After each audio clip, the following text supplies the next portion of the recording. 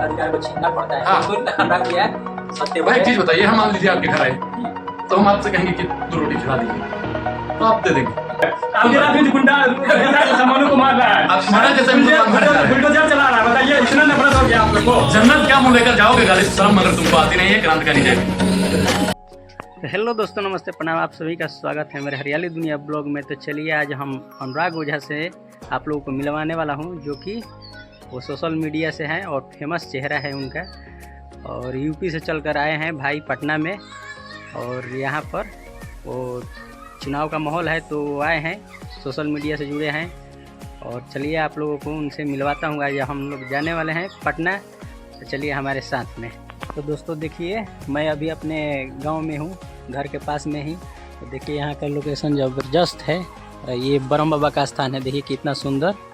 ये अभी स्थापना हुआ है हाल ही में, जो कि यहाँ पर पुराना हो गए थे ब्रह्म बाबा। ये मंदिर बन चुका है, देखिए कितना सुंदर लग रहा है। ये पीपल का पेड़ है, बहुत पुराना ये पीपल का पेड़ है। तो चलिए आज हम लोग पटना जाने वाले हैं और आप लोगों को अनुराग ओझा से मिलवाऊँगा। और हमारे साथ में आर्या भाई जुड़ चुके हैं और हम लोग जाने वाले हैं पटना के लिए, पटना, और जाएंगे हम लोग अनुराग भैया से मिलने के लिए।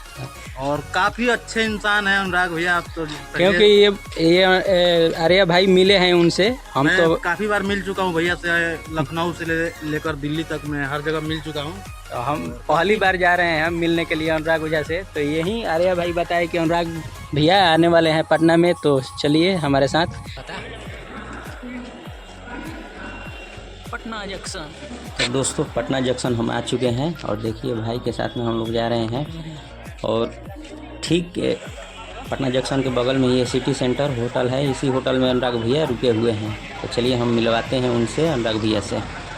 चलिए हमारे साथ में। तो चलिए दोस्तों, अनुराग भैया यहाँ पर रुके हुए हैं 440 रूम में, नंबर रूम में यहाँ पर। तो चलिए आप लोगों से मिलवाता हूँ अनुराग भैया से। और देखिए इसी रूम में 440 16 रूम में देखिए अनुराग भैया यहाँ पर हैं। और ये भैया आपका क्या नाम है? अजमेर करीम। अजमेर करीम।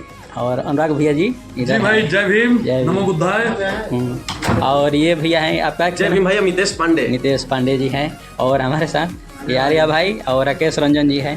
तो देखिए यही गोंडा पुत्र। देखिए भाई, सनाब बिहार तो मनीष कश्यप है, हम तो अवध से आते हैं, गोंडा से आते हैं। और लोग हमको प्यार देते हैं, बहुजन समाज हमें प्यार देता है, अल्पसंख्यक समाज देता है, समर्थ समाज के लोग हमको प्यार देते हैं। और उस प्यार की बदौलत साहब जो बॉर्नवीटा मिलता है, बाबा साहब ने एक बॉर्नवीटा दिया था जिसका नाम क्या है? संविधान। और उस संविधान का जो बॉर्नवीटा हम पिए तो हम स्ट्रांग हो गए। और आप लोगों का जो बॉर्नवीटा मिल रहा है उससे हम और स्ट्रांग हो जाते हैं, जिससे सरकार से भी सवाल पूछ पाते हैं और आप लोगों के हक अधिकार की बात भी कर पाते हैं। और भाई हमसे मिलने के लिए आरा से आए, लगभग 50-60 किलोमीटर दूर से।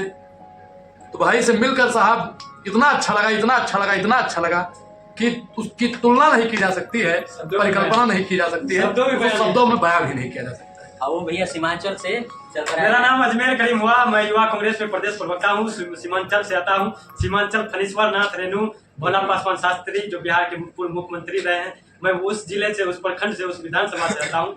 और आज के वर्तमान समय में पूरे देश में वर्तमान सरकार के खिलाफ, तानाशाही के खिलाफ अपनी आवाज को बुलंद करता हूँ। क्योंकि हमारा देश का संविधान और इतिहास कहता है कि जुल्मी जब जुल्म करेगा सत्ता की गलियारों से, चप्पा चप्पा गुंज उठेगा इनकलाब के नारों से।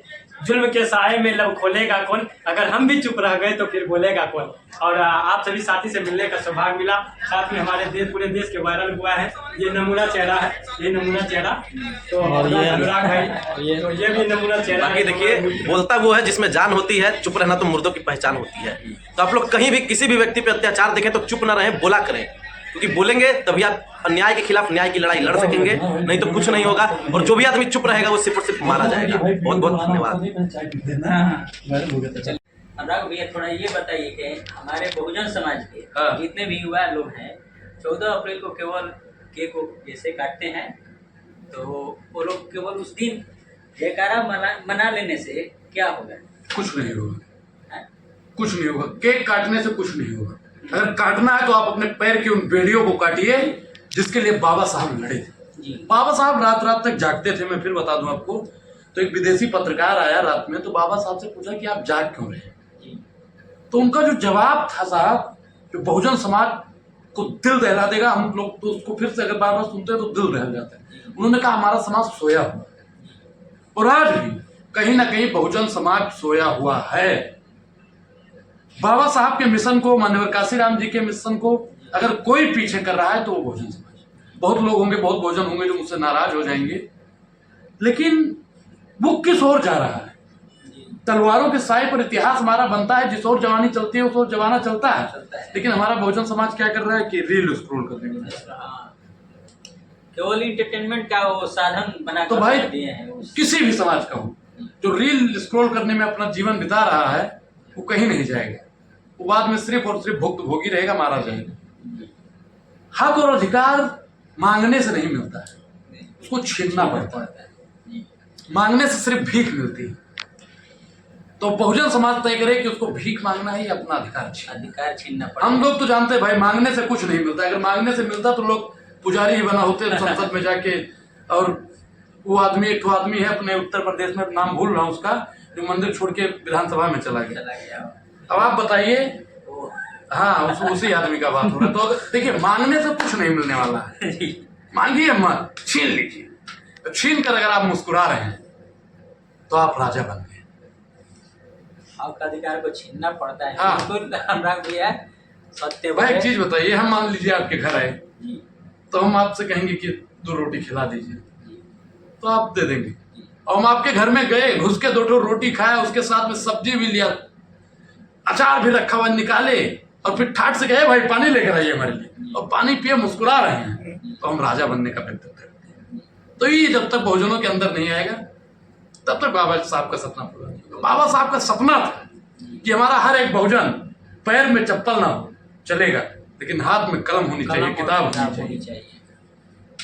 साहब अगर घर की थाली बेच देना पड़े तो भी आप अपने बच्चे को पढ़ाइए। घर का पुताई नहीं होगा तो चलेगा, खेत का जुताई नहीं होगा फिर भी चलेगा, नहीं खाएंगे वो भी चलेगा। लेकिन अगर आपका बच्चा पढ़ा लिखा नहीं होगा, अगर आपका भाई पढ़ा लिखा नहीं होगा, आप पढ़े लिखे नहीं होंगे, तो चलने वाला नहीं। क्योंकि अगर आप पढ़ेंगे नहीं तो आप अपने अधिकार को छीन लेंगे, आपको दुनिया दबाएगी। और आज का सरकार क्या कर रहा है? आपको दबा रहा है। वो सोचता है कि अगर ये शिक्षित हो जाएगा तो बाबा साहब की तरह लड़ जाएगा। तो बहुजन के बच्चों को बरगलाया जा रहा है कि आप फलाने का नारा लगाइए, आप फलाने का झंडा उठाइए, आप फलानी यात्रा में जाइए। किसी नेता जाए भाई, किसी नेता आप बताइए, जो कहता है महाराष्ट्र का मुख्यमंत्री था, उसका नाम है क्या जानते हैं? देवेंद्र करके कुछ है। वो बोला हिंदू धर्म बचाना है। तो महाराज हमने पूछ लिया कि आपका बेटा चलेगा हमारे साथ धर्म बचाना? हमसे ज्यादा बड़ा धर्मवादी है, देखिए इतना बद्धी है, चुटिया है, गले में माला वाला है। हम कह रहे हैं कि अगर हम कह रहे हैं कि किसी भी नेता का बच्चा अगर लगता है, मैं तो मानता हूं कि मेरा हिंदू धर्म खतरे में नहीं है, ना हिंदू खतरे में है, ना मुसलमान खतरे में है, सिर्फ और सिर्फ अम्बेडकर साहब का संविधान खतरे में है। तो जो कहता है ना कि धर्म बचाना बहुत जरूरी है, तो उससे आप कहिए कि आप अपने बेटे को भेजिए, हम भी पीछे चल रहे हैं। नहीं भेजेगा, वो अपने बच्चा को विदेश में पढ़ाएगा।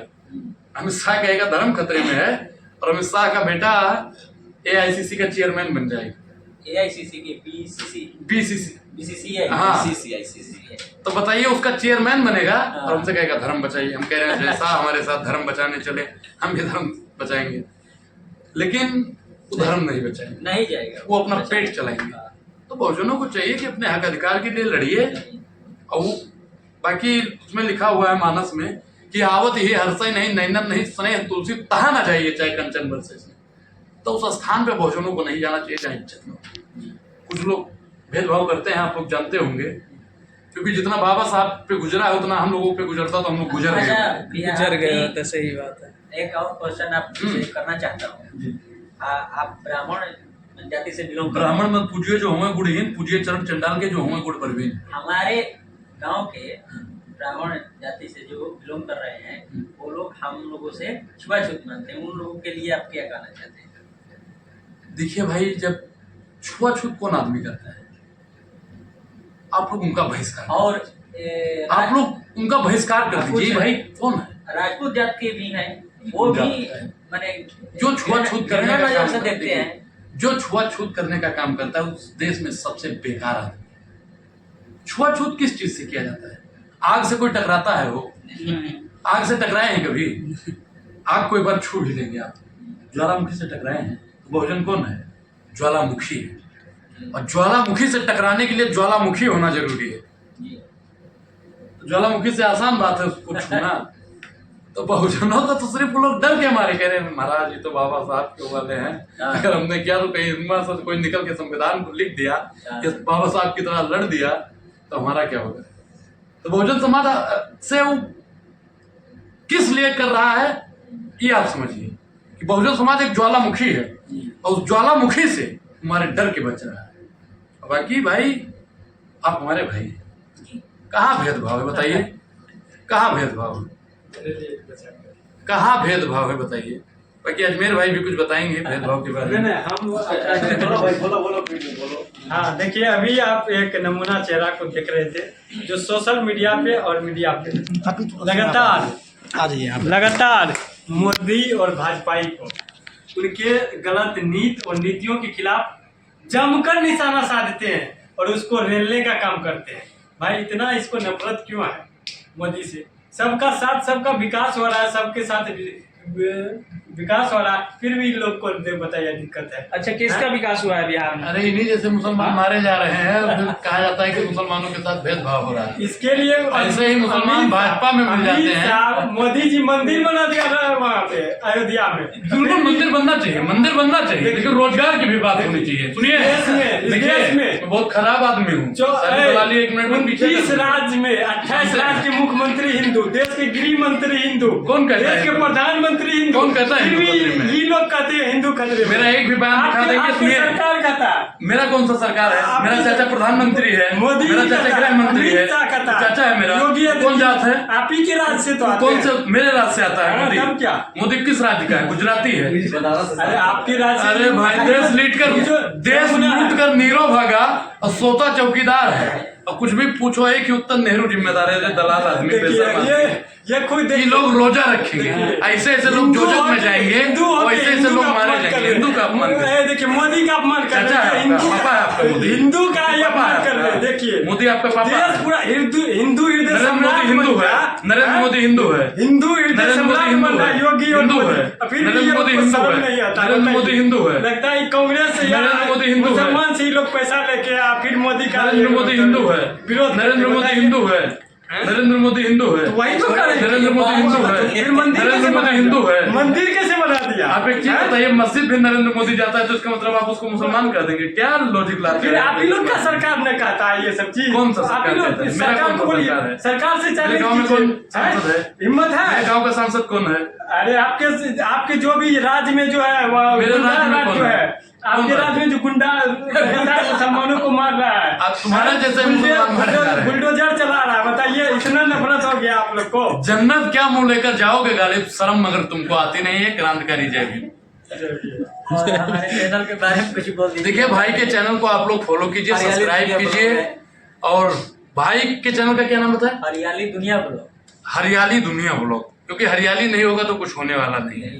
और कुछ लोग हरियाली से भी नफरत करते हैं, तो आप लोग हरियाली को इतना तेज फॉलो कीजिए, इतना तेज फॉलो कीजिए कि साहब बंजर भूमि में भी हरियाली आए। और सभी साथियों को फिर से क्रांतिकारी जय भीम।